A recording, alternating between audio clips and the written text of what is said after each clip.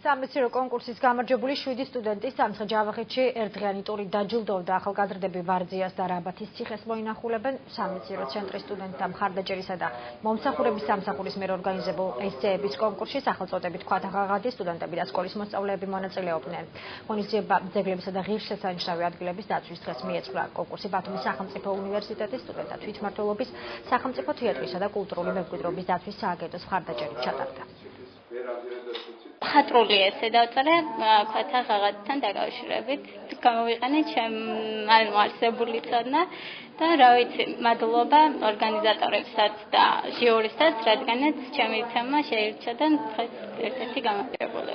ვფიქრობთ, რომ პირველ რიგში რომ გავაფორმოთ მემორანდუმი უნივერსიტეტთან და შემდეგ გვინდა რომ წელს გათხრები გვაქვს გონიოში და იქ გვინდა რომ დავასაქმოთ. დაახლოებით 5 სტუდენტს დავასაქმებთ.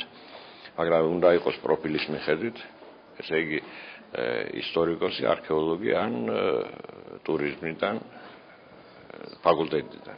ამასთან სამეცნიერო ცენტრის ორგანიზებით ცექსალაცურსთან დაკავშირებით გაიმართა ღონისძიება ესეების წერის კონკურსი, რომელიც მიზნად ისახავდა ახალგაზრდებში კულტურული მემკვიდრეობის ცნობიერების ამაღლებას, ჩვენი ისტორიის გაცნობას, ქართული ისტორიის.